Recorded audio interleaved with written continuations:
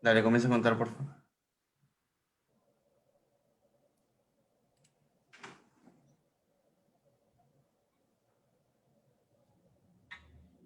Hola, ¿qué tal? Buenas tardes. Gracias por acompañarnos. Con Farid Cajat les damos la bienvenida a El Mundo de la Mula. Hola, Farid, ¿qué tal? ¿Cómo estás?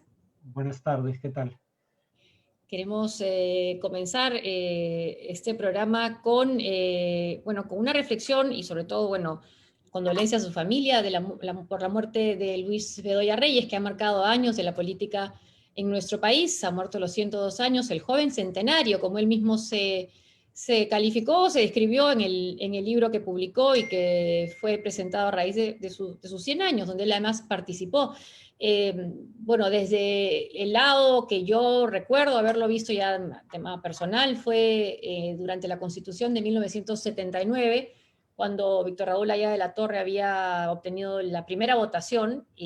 Hubo el ofrecimiento desde grupos de izquierda de decirle a Luis Bedoya que él fuera el presidente de la Asamblea Constituyente, y él dijo que ese honor le correspondía a Aya, que además lo dice. Estuve revisando una entrevista que hace no mucho de a Canal 7 diciendo que era el primer puesto público que iba a ocupar una persona que había estado en política durante años y lo habían vetado tanto tiempo. Y bueno, un reconocimiento a esa figura y un desprendimiento de su parte, ¿no? Que es algo es excepcional, no siempre se ve, ¿no? En los políticos, Farid.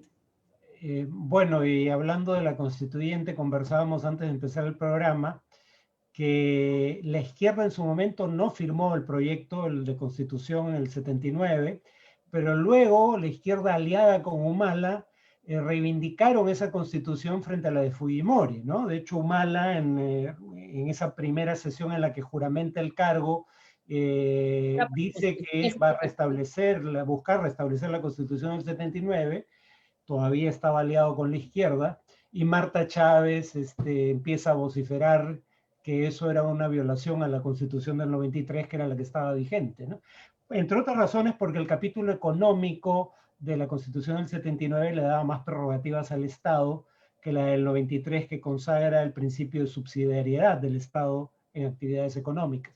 Y era además una constitución fundamentalmente escrita entre el aprismo y el PPC. Uh -huh. Y ahora se considera una constitución que es anatema para quien se considere de derecha, ¿no? Eso es lo que llama la atención, porque la izquierda no la firmó. Y eso también viene al tema un poco hablando de lo que fue el movimiento social cristiano, no solo en el Perú, ¿no? Sino que como un partido progresista, ¿no? Un movimiento progresista en el mundo. Sí, claro, la paradoja en la actual, digamos, campaña electoral en el Perú es que los partidos que son parte de internacionales políticas virtual o no tienen virtualmente ninguna perspectiva de entrar al Congreso. El partido de Luis Bedoya, por si alguien no lo ha notado, el Partido Popular Cristiano está en competencia y es un partido afiliado a la Internacional Social Cristiana, pero a juzgar por las encuestas no va a pasar la valla. El partido aprista, que está afiliado a la Internacional Socialdemócrata, ni siquiera está participando del proceso. Lo que nos da una idea de todo lo que está cambiando en temas de afiliación y simpatías políticas. Y hablando de eso, ya yendo a lo que es la campaña ahora, estábamos viendo últimamente estos gestos que ha tenido esta reunión, estos apoyos que ha tenido, por ejemplo, Verónica Mendoza en el exterior, ¿no? Evo Morales en Bolivia y Podemos desde España, ¿no? Con esto, ¿a quién está apelando? ¿Tú crees que sus votantes, para ellos, o los que están indecisos, los que pueden votar por Johnny Lescano en el sur y no por ella, pueden cambiar de opinión por encuentros como estos o como respaldos como estos? En el caso de Podemos, el caso de Podemos es distinto al de Evo Morales, ¿no? Porque en el caso de Podemos, si bien hay ejemplos de Pablo Iglesias, el líder Sí. principal de Podemos, apoyando la candidatura de Verónica Mendoza en 2016, en esta ocasión, quien participa en la campaña de Verónica Mendoza es Laura Arroyo, que si bien vive en España y es militante de Podemos, y asesora a Podemos en temas de comunicación política, también es ciudadana peruana. Entonces, no queda del todo claro si está actuando por encargo de Podemos o por decisión personal. Por lo menos yo no tengo esa información. Lo interesante es que ella en 2018 ya había escrito un artículo sobre el tipo de campaña que decía debía llevar a cabo Verónica Mendoza en caso de ser candidata a la presidencia, ¿no? No sé si fue 2018 o un poco antes, y ella decía cosas interesantes que en alguna medida estamos viendo en la campaña de Mendoza. Ella decía que el eje corrupción, anticorrupción se había desgastado y que la población tendía a ver a todos los políticos como corruptos en mayor o menor proporción, y que el eje izquierda-derecha también se había desgastado, que buena parte de las reivindicaciones populares no pasaban por ese eje, no porque las posiciones de izquierda no recogieran sus demandas, sino porque la gente no asociaba sus demandas a posiciones de izquierda.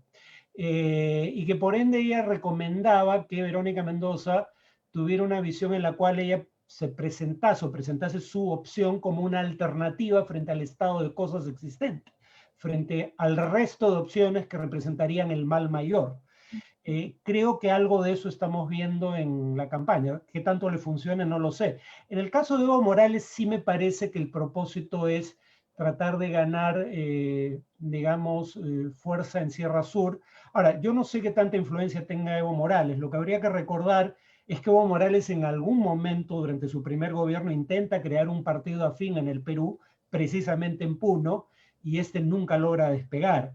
Y si bien donde más podría influir Morales es en Puno, entre otras razones porque es donde está la mayor parte de la población aymara peruana, población que es mayoritaria, o por lo menos el primer grupo étnico en Bolivia, habría que recordar que Puno también es el lugar de origen del candidato de Acción Popular. Entonces, ¿qué tanto pese? Presumo que no mucho, pero en todo caso, ¿en qué medida puede, qué es lo que busca con esto Verónica Bueno, Mendoza? Probablemente busque recuperar parte del voto de la Sierra Sur que no solo se ha ido con parte de él, con tiene la escala. Lescano, sino también con Castillo, una opción a la izquierda de ella, ¿no? Y en ese sentido, que con Evo Morales se pusiera tanto énfasis al tema de la nacionalización de los recursos naturales, nombrando específicamente el gas y el litio, creo que habría que verlo en ese contexto. ¿Qué tanto le ayuden? No lo sé.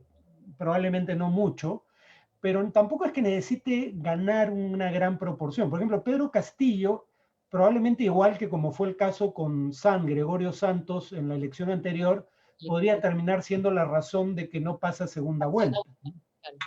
Ahora, esto que tú dices de la izquierda y de derecha, se habla mucho de los candidatos de derecha, bueno, vuelta de derecha, como Rafael López Aliaga en la campaña, pero ¿cuánto se puede decir que estamos divididos entre izquierda y derecha? Porque del lado de la izquierda se puede considerar a Johnny Lescano y Acción Popular de izquierda.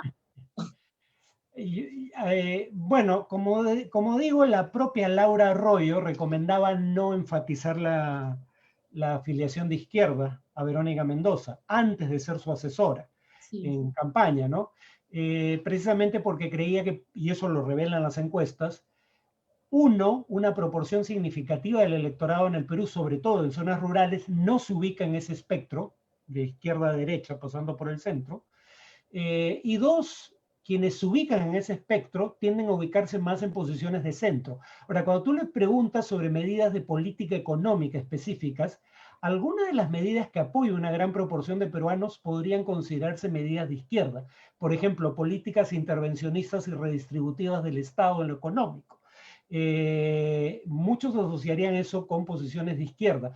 Una gran proporción del electorado apoya ese tipo de medidas, pero no se autopercibe como de izquierda. En el caso del Lescano, si tú ves en estos tres ejes que utiliza el libro de Alfredo Torres, un libro reciente, él dice hay tres ejes para alinear posiciones políticas. Izquierda-derecha en lo económico, fundamentalmente, También lo social. mayor o menor participación del Estado, democracia-autoritarismo, que es un eje que atraviesa el primero, porque hay demócratas y autoritarios tanto a diestra como a siniestra. Y en tercer lugar, el eje conservador progresista en temas sociales. La paradoja es que Lescano está en un cruce, él se diría demócrata, Sí. pero sabemos que en su primero Camerino, sabemos que el golpe de Estado de noviembre fue digamos, encabezado por miembros de su partido. Y él no lo considera golpe de Estado, él no lo califica como golpe de Estado, Johnny Lescano. Pero se distanció claramente Sí, y lo criticó, ¿no? sí, pero no es golpe de Estado para él. Sí, Y no sí, expulsan a Merino porque dicen que no tienen comité de ética para expulsarlo. O sea, en este tampoco. momento, claro. La otra cuestión es que pocos recuerdan que según la Comisión de la Verdad, uno de los gobiernos bajo los cuales se cometieron mayor número de violaciones a los derechos humanos fue el segundo gobierno de Belaúnde, ¿no? Claro, idealiza La ese. guerra contra Sendero, contra el terrorismo senderista. Botaba al tacho del hijo de basura los informes de Amnistía. Exacto. Entonces, pero digamos, él diría que es un demócrata. Y ahí la Pero mayoría de la población, un cuando llamado a le los preguntan, cuarteles, pero bueno. perdón, También Belaúnde apeló a los cuarteles también en el 62. en el 62, claro. Entonces, esta idea de que hay una trayectoria inmaculada de acción popular en materia de democracia hasta Merino no es cierta, ¿no? Pero en todo caso, él diría que es un demócrata y creo que lo diría sin cortapisas y creo que en lo que a él se refiere es cierto. Pero en los otros dos temas, lo curioso de los Lescano es que en el eje izquierda-derecha, medido por posición ante la participación del Estado en la economía, él sí se ubica en una posición más cercana a la izquierda. Pero en el eje conservador liberal, no es conservador progresista, es conservador liberal, él claramente se pone en posiciones conservadoras. Está en contra del aborto incluso en casos de violación, ¿no? Y esa es una paradoja del Lescano que le está ayudando. ¿Por qué? Porque el electorado peruano en temas económicos quiere un Estado participativo y un Estado redistributivo, o sea, un Estado que intervenga en la economía y que redistribuya recursos. No le hace, aunque no las prefiere necesariamente, no le hace asco a las empresas públicas, un gran bloque electoral, una mayoría incluso, pero a su vez esa gente que en materia económica tiene posiciones que muchos considerarían cercanas a la izquierda, en el eje conservador-liberal se ubica mucho más cerca del conservadurismo. Y esa es la posición del Lescano. Entonces yo creo que al Lescano esa mezcla inusual le está conviniendo. Porque Verónica Mendoza más bien tiene una posición más clara incluso en el ámbito económico de participación del Estado. Está hablando de nacionalizar recursos naturales, pero si acaso es la candidata más liberal, Y lo social. junto con el Partido Morado en lo social, ¿no? Y eso no es necesariamente popular. No es necesariamente popular. Tiene un segmento de apoyo, pero es claramente minoritario. Es un tercio contra dos de la población, digamos, ¿no? Sí. 2/3 están más cerca de posiciones conservadoras, 1/3 está más cerca de posiciones liberales, contando también los que están en posiciones intermedias. Por ejemplo, la gente que está en contra del aborto es una gran mayoría hasta que empiezas a desgranar el cuestionario y decir, también estarías contra el aborto en caso de riesgo de vida para la madre. Ahí hay una mayoría que está a favor del aborto en esa circunstancia. ¿Estarías a favor o en contra del aborto en caso de violación? Ahí ya tienes un país partido casi por la mitad. La Sí, mitad es... sí, incluso con precisiones, ¿no? Porque, por ejemplo, la presidenta del Congreso nos dijo en una entrevista con Pablo Gas que sí, que estaría a favor del aborto en caso de violación a adolescentes. Ya, bueno, La no edad. entiendo por qué la diferencia, pero en todo caso, cuando se dice que los peruanos somos conservadores en ese tipo de temas, en realidad depende de cuál sea la pregunta. Si la pregunta es a favor o en contra del aborto, hay una gran mayoría en contra. Pero si ya, digamos, hilvanas cosas más elaboradas, estás a favor o en contra del aborto en tales circunstancias, hay circunstancias donde hay cerca de la mitad o más de la mitad, pero alrededor de la mitad que está a favor del aborto. Violación, riesgo de vida para la madre, inviabilidad del feto. Claro, ¿no? que ya existe el terapéutico, pero bueno, eso es Claro. Ahora, el tema de la derecha, finalmente ya tiene su Trump o su Bolsonaro peruano en López Aliaga, ¿lo ves así? Bueno, ya nadie lo recuerda, pero la vez en que Bolsonaro fracasó electoralmente, que fue cuando iba con Solidaridad Nacional. Muy pocos no lo recuerdan, pero Renovación Popular es Solidaridad Nacional cambiando de color y de nombre. Y llevó a Este Rosa Bartra partido, la vez anterior, además. ¿perdón? Llevó a Rosa Bartra Y además recicló a gente a la que desechó el fujimorismo, ¿no? Cuando Keiko quería ser la Keiko de Harvard. Él aceptó a ese contingente Fujimori, bueno, ya no era la Keiko de Harvard, perdón, eso ya había pasado, pero en todo caso quiso renovar, con lo ultra. claro, y dio de baja a algunos viejos militantes, fueron a parar a las filas de Solidaridad Nacional, que en ese entonces era, todavía tenía como un dirigente prominente a Luis Castañeda, pero ya el que estaba a la cabeza era López Aliaga. En ese entonces López Aliaga se comparó a sí mismo con Bolsonaro en temas como los que acabo de mencionar, temas sociales, como el aborto y lo que él llama la defensa de la familia. Además, si bien no recuerdo haber oído declaraciones de él en torno a Trump, sí recuerdo haber visto respaldos estentorios a la candidatura de Trump para la reelección entre gente que ahora está con López Aliaga, como el grupo Coordinadora Republicana, al cual pertenece su candidato a la segunda vicepresidencia, el almirante Montoya. Entonces, ellos se han asociado con personajes como Trump y Bolsonaro, y no sé si les convenga, porque la verdad que no hay mucho, por ejemplo. En el caso de Brasil con la pandemia. Exacto. López Aliaga es alguien que acusa a Vizcarra, pero también a Sagasti, de genocidas por su política ante la pandemia. La política de Vizcarra fue pésima. Yo creo que de eso no hay duda. Pero de que eso constituye el delito de genocidio, creo que no es cierto. El tema es que si de una pésima, digamos, aproximación a la pandemia se trata, Estados Unidos y Brasil están peor que nosotros en lo siguiente. Primero son los países con mayor número de muertos por COVID en el mundo. Primero Estados Unidos, Trump deja el nivel en unos 420 o 30.000, y ahora está por encima de 500.000. Y Bolsonaro tiene 260 a 270.000, con el peor punto de toda la pandemia en este momento, 2.800 muertos el día de ayer, el mayor número de muertes en un solo día. Entonces, si tanto le preocupa las políticas frente a la pandemia, sus mentores ideológicos no lo han hecho mejor. En términos per cápita, porque alguien podría decir, veámoslos por cada 100.000 habitantes, Estados Unidos está peor que el Perú. Brasil está un poco mejor, pero como van las cosas, eso también va a cambiar, ¿no? Ahora, a diferencia de Bolsonaro y Trump, que no cedieron para nada, Trump siempre le dijeron que Trump, los asesores más cercanos, Trump tiene que seguir siendo Trump, ¿no? Y Bolsonaro también, hubiera las declaraciones que hubieran de sus candidatos o políticos cercanos a él, nunca dio marcha atrás, nunca dieron marcha atrás. Esto de López Aliaga sí ha llamado la atención, ¿no? Que le pida su renuncia, bueno, sea una movida, pero en fin, el simple hecho que lo haga, ¿no? Es como que llama la atención en este tipo de candidatos. Yo no sé si eso le termine funcionando, ¿no? Porque en primera vuelta probablemente le convenga mantener esa base radical que ya había logrado nuclear en torno a sí mismo. Y que probablemente esté dispuesto a perdonarle algunas declaraciones medievalistas de alguno de sus candidatos. No sé qué tan creíble sea un giro hacia el centro después de todo lo que ya dijo.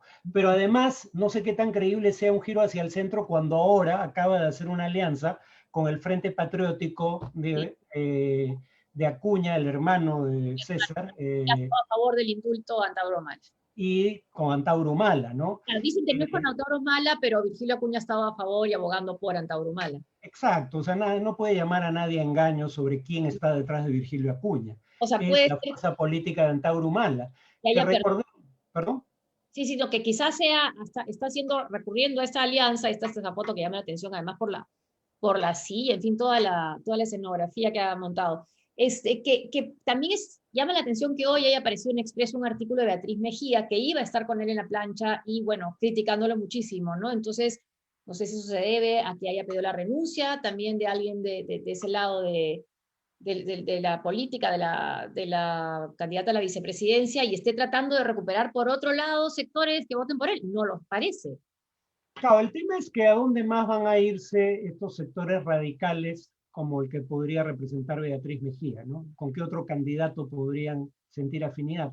Salvo Keiko, que nuevamente ha retomado el origen, o sea, ya la Keiko de Harvard fue flor de un día, ¿no? Claramente no Sí. existe más si es que alguna vez fue real. Ahora está claramente alineada con el padre.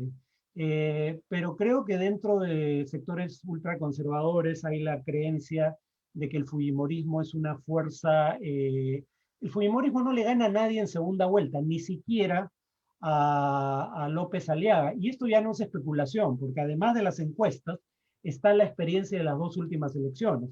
Entonces creo que hay este consenso de que Keiko Fujimori nunca va a ganar una elección presidencial. Ahora, en segunda vuelta, López Aliaga pierde frente a todos, salvo Keiko. En ese sentido, él tampoco es garantía de un mejor resultado electoral. Ahora, si su base de apoyo estaba también en el sector AB, en el caso Rafael López Aliaga, esta alianza con Virgilio Acuña, abogado que aboga por Antauro Humala, no se entiende mucho. Creo que ese es el tema, ¿no? Recuerda que decíamos en un programa anterior que por lo menos yo no veía tan claro el trasvase de votos entre Keiko y López Aliaga. Muchos dirían hay una afinidad ideológica tan evidente entre sí y con nadie más entre los candidatos, que si hay un trasvase de votos probablemente sea de Keiko en favor de López Aliaga, o sea, de Keiko hacia López Aliaga. Yo decía en este programa que cuando tú ves el perfil sociodemográfico de sus votantes son muy distintos. Keiko tiene más votantes mujeres que hombres, López Aliaga es exactamente al revés. López Aliaga tenía como 60% hombres, 40% mujeres. Eso es una característica común de estos discursos radicales de derecha. Tienen mucho más voto masculino que femenino, porque muchas mujeres intuyen que bajo ese tipo de gobierno no les va, en materia de derechos de la mujer Pasó con no va a Trump. haber ningún avance, ¿no? Claro. Pasó con Trump, pasó con Bolsonaro en menor medida, pero Sí. también pasó con Bolsonaro. Keiko no tiene ese problema, sí tiene voto femenino, entre otras mujeres, entre otras razones porque ella es mujer y eso en sí mismo facilita la identificación. Y su discurso cuando habla de mano dura, su referente en campaña es la mano dura que ejerce la madre, no dice explícitamente madres solteras, pero cuando te refieres a mano dura dentro de la casa, si hay un padre dentro del hogar, habitualmente lo ejerce el hombre, pero ella se refiere a mujeres cuando habla de mano dura, o sea, invoca explícitamente a madres solteras, en mi opinión. Keiko tiene votos sobre todo en DIE, donde no tiene una gran intención de voto López Aliaga. Keiko tiene sobre todo intención de voto en gente con bajo nivel de educación formal. López Aliaga tiene una alta intención de voto entre gente Isidro. con alto nivel de educación formal, igual que Bolsonaro, Sí. que es gente que puede ser muy educada, pero muy anticomunista a la vez, y ve fantasmas donde no existen, ve rojo por doquier. Y eso termina prevaleciendo por sobre su formación académica. Rojo o que se ve morado y también le parece rojo. No. Claro, supongo que pensarán que el morado es producto de juntar azul con rojo. Sí. Entonces es un rojo camuflado. Y llama la atención. Claro, para mí el Partido Morado es el primer partido auténticamente liberal en el Perú, pero para ellos el liberalismo es indistinguible de la izquierda. Socialismo. Eh, Claro. digamos, porque, por ejemplo, el Partido Morado estuvo a favor de la ley de promoción agraria. Una ley, claro, eso no es particularmente liberal de parte de ellos, dicho sea de paso. Pero lo que voy es que en política económica no hay nada izquierdista en el Partido Morado. Y aún así, por otros temas, como Sociales. por sus temas sociales, donde sí es un partido claramente liberal, y por su oposición al autoritarismo de derecha. Así es. ¿No? Es un partido genuinamente democrático. Pero yo diría que en política económica el Partido Morado está más cerca de la derecha, como corresponde a un partido liberal, dicho sea de paso, que de la izquierda, ¿no? Una Pero derecha, de la derecha que habla Mario Vargas Llosa, ¿no? Una derecha liberal. una derecha liberal, yo creo que el Partido Morado es nuestro primer partido liberal de derecha, Pero que hasta ahora pero liberal en serio, lo que dice. demócrata Sí. y con una agenda liberal en temas sociales. En ese sentido, digamos, puede aliarse con la izquierda contra Merino, pero se alía con la izquierda porque está contra el autoritarismo de Merino, no porque sea de izquierda. Pero hay un sector de nuestra derecha que, en mi opinión, ha perdido la chaveta, ve rojo donde no existe. Pero hay una teoría del electorado que no, tampoco lo ha encontrado, no lo respalda, no es lo que llama la atención. Yo tengo la impresión de que el problema es Guzmán, no el partido per se. Es un partido muy limeño, eso sí, muy limeño, estratos AB fundamentalmente. Y en la votación en el 2020 se vio eso, ¿no? Pero además creo que Guzmán Ahora en las últimas semanas en la última semana y media ha tenido una actitud mucho más clara de confrontar a personajes ultramontanos como López Aliaga.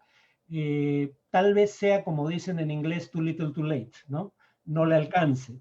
Pero ese es un Julio Guzmán que nadie había visto nunca antes, ¿no? En 2016, si yo hubiera dicho cuál es el problema con Guzmán, es que Guzmán era como este personaje Selig de una película de Woody Allen, se mimetiza con su audiencia, ¿no? Un día estaba a favor de la ley de consulta previa ante una audiencia, y ante una audiencia más conservadora criticaba la ley de consulta previa. Él trató de establecer un paralelo entre machismo y feminismo, diciendo que él no estaba con ninguno de los dos extremos, cuando claramente esa polarización no es real. Entonces, en mi opinión, Julio Guzmán solo se tiene a sí mismo para culpar. Creo que el problema fundamental, y uno lo ve en la intención de voto, el Partido Morado duplica la intención de voto del candidato presidencial. Para el Congreso duplica la intención de voto de Guzmán. Nos queda poco tiempo, pero no quería dejar de comentar, yendo ya fuera de nuestro país, Estados Unidos, lo que ha dicho en una entrevista con Stephanopoulos, en una de las cadenas grandes de acá de Estados Unidos, ¿no? Donde hablan le preguntaron si era un asesino, un killer, le dice un asesino, Vladimir Putin al presidente de los Estados Unidos, y él dijo que sí, que pensaba que sí, o sea, fue la respuesta, pero lo que podía haber pasado como algo que respondió frente a una pregunta y que no dijo él mismo la palabra asesino, la secretaria de prensa ha dicho que fue una respuesta directa a una pregunta directa. Bueno, llama la atención, ¿no? Llamar una declaración así. A ver, yo no me lo hubiera esperado. Empiezo por admitir que me sorprende, ¿no? Pero creo que no lo hubiera dicho de Xi Jinping. Lo que hay que tener en consideración es que Rusia tiene una relación mucho más confrontacional con Estados Unidos que China. Con Menos China hay de... elementos de conflicto y elementos de cooperación. Claro. Con Rusia son más los elementos de conflicto. Por ejemplo, China no es quien enfrenta a Estados Unidos en conflictos regionales, es Rusia. Por ejemplo, Ucrania y Siria. Y, por ejemplo, económicamente, la relación entre Estados Unidos y Rusia es virtualmente inexistente. China tiene un grado de interdependencia tal en lo económico con Estados Unidos que es muy difícil esto que se pretendió de el desenganchar ambas economías. Creo que no va a ocurrir. Pero además en el caso de Rusia no solo es una economía pequeña, China es la segunda economía del mundo. Rusia no está entre las 10 economías más grandes del mundo. Pero además, en lo económico, las principales exportaciones de Rusia son hidrocarburos y armas. Y eso también lo pone en una ruta de colisión con Estados Unidos. En hidrocarburos, por ejemplo, Rusia suele coordinar restricciones de la oferta, sobre todo de petróleo, con la OPEP para presionar al alza su precio. Ni a Europa, que es importador neto de energías fósiles, tanto petróleo como gas, ni Estados Unidos, que todavía no se autoabastece plenamente de energías fósiles, aunque está en vías de hacerlo, les conviene una subida del precio del petróleo. En cuanto a venta de armas, ¿a quién le vende armas Rusia? Le vende armas a países como Venezuela, cuyos regímenes políticos son rivales de Estados Unidos. Entonces, es una relación menos importante que la relación con China y más conflictiva que la relación con China. Por eso cabe algo así, y habría que añadir que esto sale inmediatamente después de un informe de inteligencia que vuelve a culpar a Rusia de intento de intervenir en elecciones norteamericanas. Claro. Ya lo habría hecho en 2016, lo habría hecho en 2020.